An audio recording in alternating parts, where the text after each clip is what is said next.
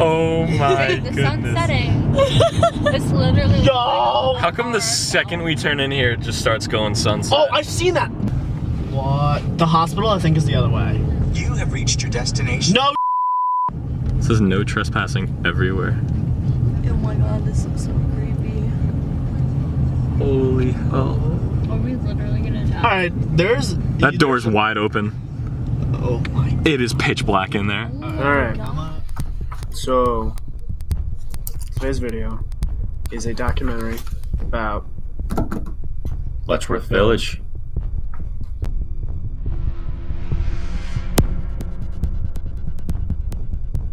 It's creepy, but there's some nice history on it. So let's get into that.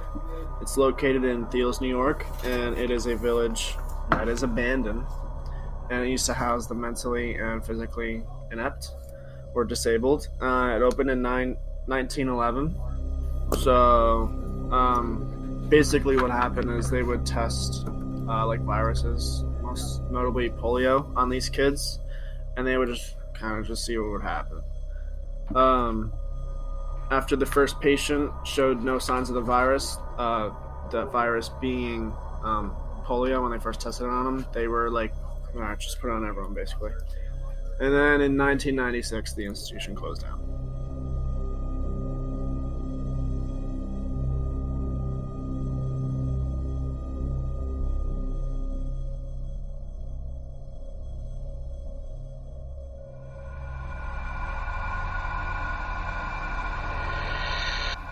We can look at the first case of the polio vaccine on February 27th, 1950. The first trial case of the polio vaccine on a child was performed. The child was 8 years old, and it was performed by Hilary Kaprowski, who also tried the vaccine on himself. That was nice pronunciation right there. Thank you. I liked it. That was pretty good. That was pretty good. I mean, it's like your name. A little Yeah, bit. but like with just the Just like the Owski. yeah, Yeah. but Doob. If you just KOP is DUB, and then boom, that's me. Browski. That's Hillary Nebraska right there. That's Hilary. Okay. After the first patient showed no signs of the virus, the vaccine was then administered to 19 more children. This is where it starts to get creepy. Dating back to the 1920s, there are reports of improper care and not enough funding to care for the institution's inhabitants. The residents lacked clothes, proper hygiene, and overall they were completely neglected by the people that worked there early on. The staff also suffered abuse. There were several accounts of rape between staff members and the mentally disabled. The entire village had a maximum capacity of 4,000 people, but they averaged around 6,000 people at a time, and they could barely care for those. It's a lot of people. There's a lot of people. That's a lot of people. It's like over. It's like 2,000 over. It's like one half the number over. Yeah. Yeah. That's true. The village was also featured on the show Ghost Adventures, and those men that went in there personally believe that Letchworth Village is haunted, and they also think that it is one of the most haunted places in the New York, New Jersey area. Yeah. It was creepy. It was creepy. We went there ourselves, and I didn't enjoy it. I know. It was I didn't enjoy it. It was cool to look at. It was just really spooky. Yeah. And I didn't really appreciate that much. I think that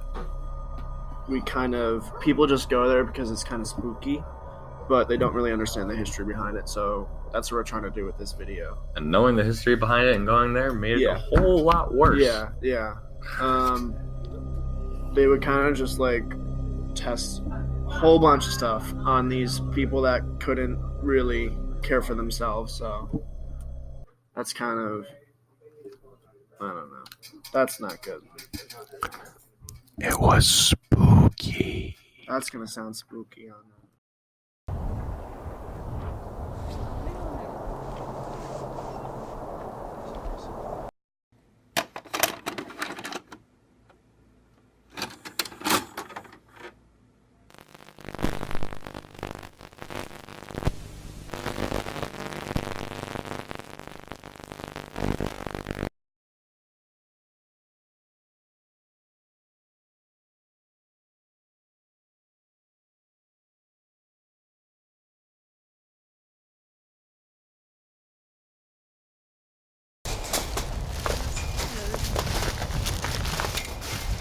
Why are you allowed? It's like the movie The Sandlot, where you're kind of, the guy's going over and it's like the dog.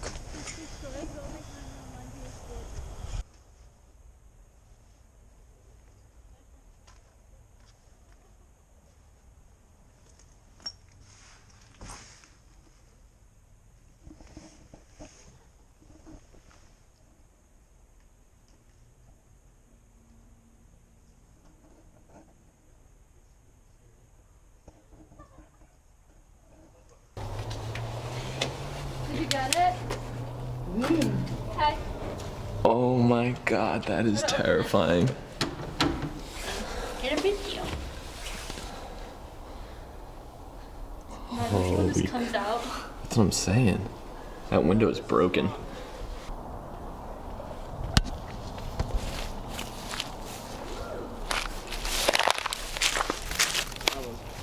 What is this? Shawnee, did you hear footsteps? I swear to God. Oh my God, it's not stopping. It's not stopping. No, I just heard it. That was really loud. I hear water. Shh, shh, shh.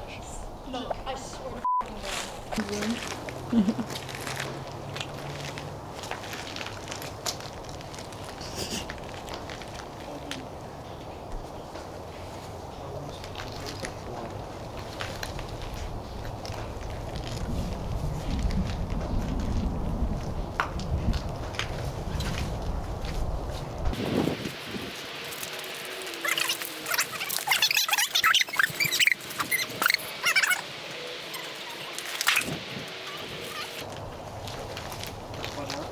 Holy. That's scary. I already got a shot of that. Look how good this picture is.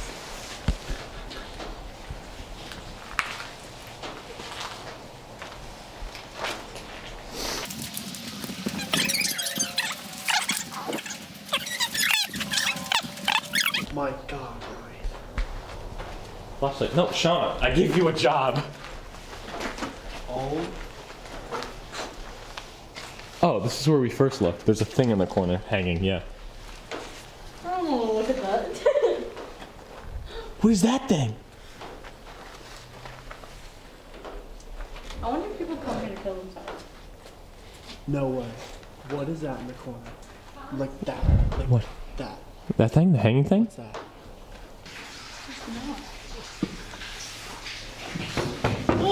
You knock on the glass instead of the fucking wood right here? I'm here for book club. This does not look like book club.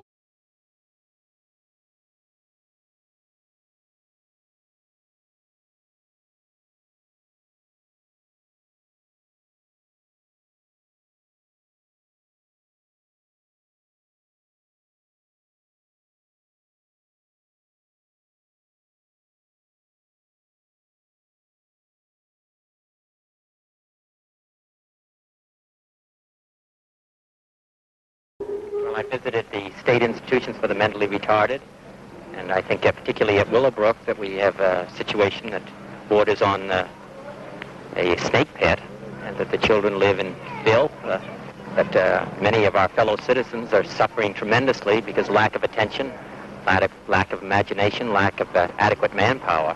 There's very little future for the children or for those who are in these institutions. Both need a tremendous overhauling. I'm not saying that those who are the attendants there or the ones that run the institution are at fault. I think all of us are at fault. And I think it's just it's long overdue that something be done about it.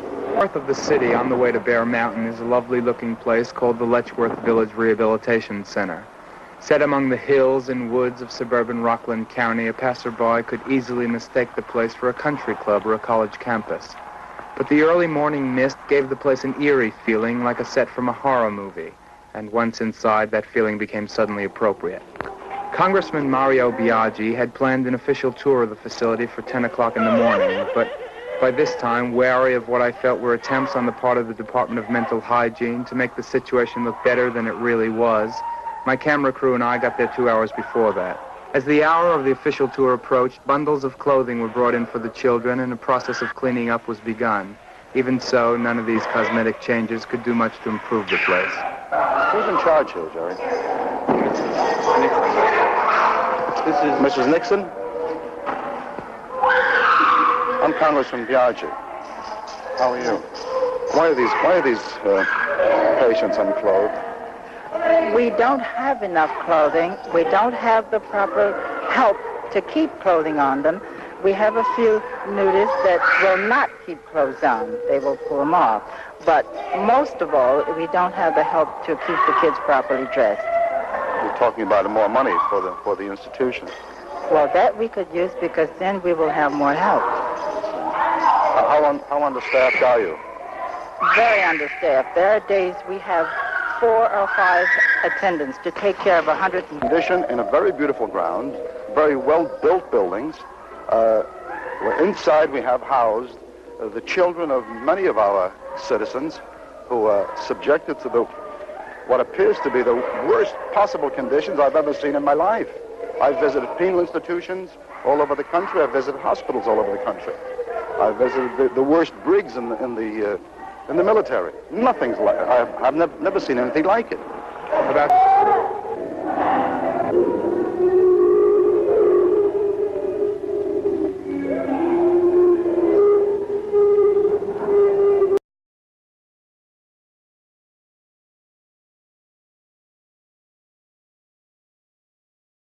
Hi, my name is Patricia Lambert, and I attended Lady Cliff College in Highland Falls, New York, from 1965 to 1969. Alrighty. And is it true that you worked at Letchworth? No, I didn't work there, but I went to observe there. Ah. What was your first impression when you walked into the place? I was horrified. I was young. I was probably, at that time, I think I was 19 years old. And I was horrified when I saw these babies that were,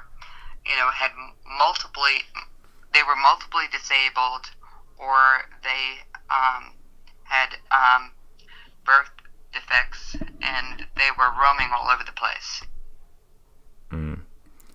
So, does it seem like the kind of place that ever had a chance to redeem itself, or do you think that it was permanently going to be almost cursed with that, and there was no point in trying to revitalize it? Anything can be revitalized. You just have to have the right caring people who have the cognitive ability to understand that these children were, just because they had birth defects and they were cognitively impaired, that they couldn't learn. Every child couldn't learn, and they just wanted to hide them away. It was the most horrific place I've ever visited. Most accounts focus mainly on first impressions. When people walk in, they notice one thing. If you had to say the first thing that you noticed, what would that be?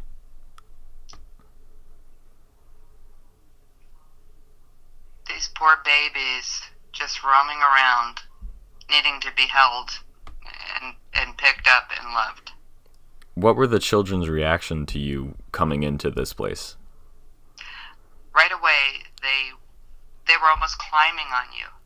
They needed you to hold them. They needed to be held, and they needed to be loved. They just needed some contact, and they didn't have contact with the other, limited contact by other humans to be touched. And I would say that a lot of them, there's such a thing as, I'm trying to remember what they called it, is failure to thrive. And I would think that'll probably, in that scenario, a lot of the children had failure to thrive because they didn't have the contact and the love that every baby needs. Now, the staff treatment, did you witness any of staff treatment, or I guess you could say mistreatment, to these children and anyone that lived in the village? No, I just noticed a lack of.